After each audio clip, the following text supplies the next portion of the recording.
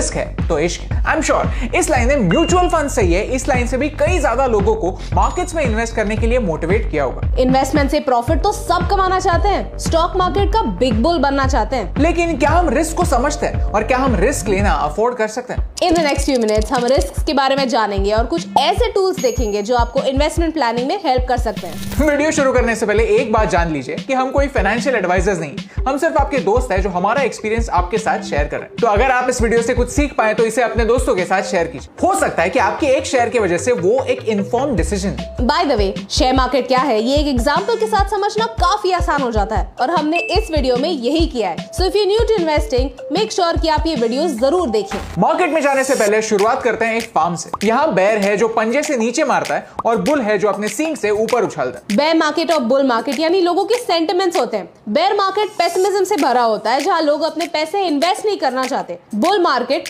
जो कॉन्फिडेंस से भरा हुआ होता है जहां डिमांड बढ़ने की वजह से ओवरऑल मार्केट ऊपर जाता है।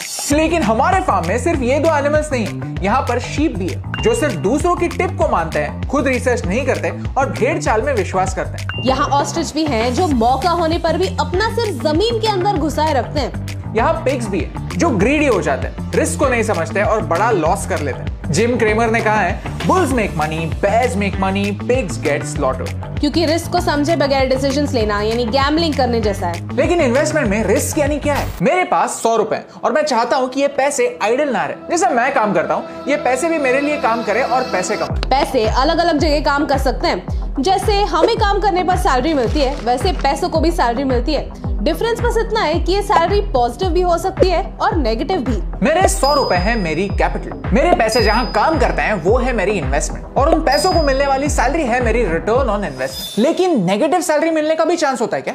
यस, कुछ इन्वेस्टमेंट्स में आपकी कैपिटल कम होने के चांसेस होते हैं और इसे कहते हैं कैपिटल रिस्क। अलग अलग इन्वेस्टमेंट्स में अलग अलग रिस्क होते हैं, जैसे inflation risk, business risk, default risk. But for now, let's keep it simple. But don't worry, ये वीडियो आपको किसी भी इन्वेस्टमेंट ऑप्शन से डिस्करेज करने के लिए नहीं है, बल्कि आपको एक सिंपल कॉन्सेप्ट समझाने के लिए कि आपके 100 रुपए अलग अलग जगहों पर भी काम कर सकते हैं। ये है रिस्क पिरामिड और ये आपको आपके पैसे मैनेज करने में हेल्प करेगा। यहाँ सबसे नीचे है लो रिस्क लो रिवॉर्ड वाले ऑप्शंस, जैसे कैश को सेविंग्स में रखना, एफडी करना, आरडी करना, गवर्नमेंट बॉन्ड्स में इन्वेस्ट करना, जो आपको एक फिक्स्ड रेट पे रिटर्न देते हैं, जहाँ रिस्क कंपैरेटिवली कम होता है। उसके बाद आते हैं real estate, mutual funds, shares, जहाँ अगर आपको मार्केट की अंडरस्टैंडिंग है तो लॉन्ग रन में एक मीडियम कैपिटल रिस्क होता है। और सबसे ऊपर है हाईएस्ट रिस्क इन्वेस्टमेंट्स। बिगिनर्स के लिए काफी टेक्निकल हो जाता है, जिनमें सिर्फ वही पैसे रखने चाहिए जो हम कंप्लीटली जीरो हो जाना भी अफोर्ड कर सकते हैं। हर इंडिविजुअल के 100 रुपए अलग अलग रेशो में इन 3 जगहों पर जाने चाहिए, तभी एक स्टेडी पिरामिड बिल्ड होता है। ये 100 रुपए किस रेशो में कहां पर जाने चाहिए, ये उस इंडिविजुअल पे और उसके रिस्क लेने की कैपेसिटी पे निर्भर होता है। सिंपल करते हैं, आपकी इन्वेस्टमेंट को बिल्ड करना एक डाइट प्लान जैसे होता है। आपका गोल क्या है? वजन कम करना है, मसल मास बढ़ाना है या सेलिब्रेट करना है? जब एक प्लेट में सब चीजें सही क्वांटिटी में होती है तब आप आपके गोल्स भी अचीव कर सकते हैं और उस मोमेंट को एंजॉय भी कर सकते हैं। इसी आइडिया से एक न्यूट्रिशनिस्ट आपके लिए एक न्यूट्रिशन प्लान बनाती है सो दैट आपके प्लेट में एक बैलेंस्ड मील हो जो आपको आपके गोल्स तक ले जाने के लिए हेल्प करे। ऐसा ही एक डाइट प्लान पैसों के लिए भी हो तो जो आपको आपके रिस्क के बेसिस पर स्टॉक्स की एक थाली सजाकर प्रेजेंट करे। और स्मॉल केस यही करता है। स्मॉल केस स्टॉक्स और ईटीएफ्स की थाली जैसे होता है, जहां सेबी रजिस्टर्ड एक्सपर्ट्स इन्हें खुद पिक करते हैं, लेकिन रैंडमली नहीं, एक थीम के बेसिस पर।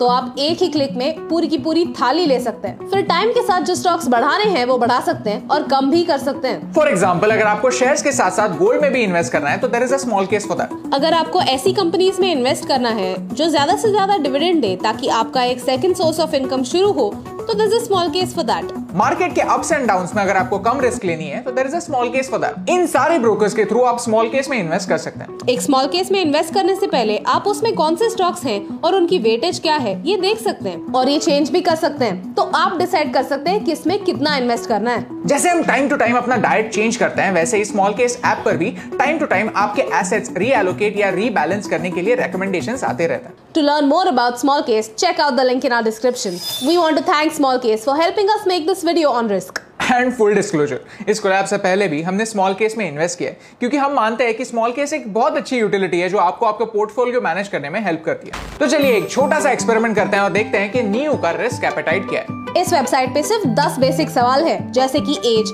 अगले 5 सालों में आने वाला बड़ा expense and other subjective questions. For example ये सवाल, आप एक गेम शो में ऑलरेडी 1 लाख रुपए जीत गए हैं। आपके पास 2 ऑप्शंस हैं। एक तो आप सारे पैसे क्विट करके घर ले जा सकते हैं और आप उन्हें बेट कर सकते हैं on one of these options. Play a question with 50% chance of winning 5 lakhs.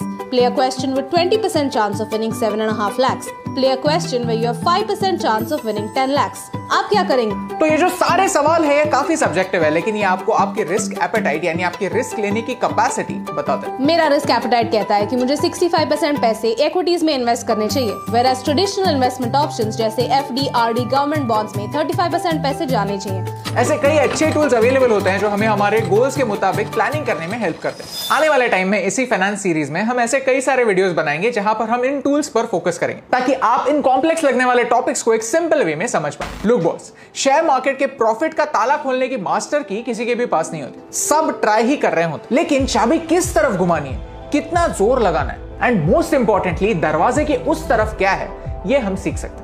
Remember, investment करने के पहले इन 3 चीजों को कंसिडर कीजिए: आपका टाइम होराइजन, आपके इन्वेस्टमेंट गोल्स और आपका रिस्क एपेटाइट।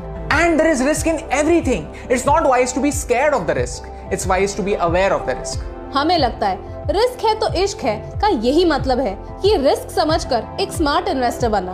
तो अगर आपको ये वीडियो अच्छा लगा तो इसे अपने दोस्तों के साथ शेयर कीजिए। फाइनेंस के बारे में एक कॉन्वर्सेशन स्टार्ट कीजिए, क्योंकि फाइनेंस एक ऐसी चीज है जिस पर हमारे लाइफ के कई डिसीजंस निर्भर होते हैं, लेकिन फिर भी वो हमें स्कूल में ये नहीं सिखाते। चलिए इस सिचुएशन को थोड़ा सा बदलते हैं। हेल्थ इज वेल्थ, ये तो सब जानते हैं, लेकिन हमारे वेल्थ की हेल्थ समझने की आदत डालते हैं, क्योंकि बुल्स और बेयर्स के इस खेल में आपको शीप, ऑस्ट्रिच या पिग बनने से रोकने से मुझे फर्क पड़ता है।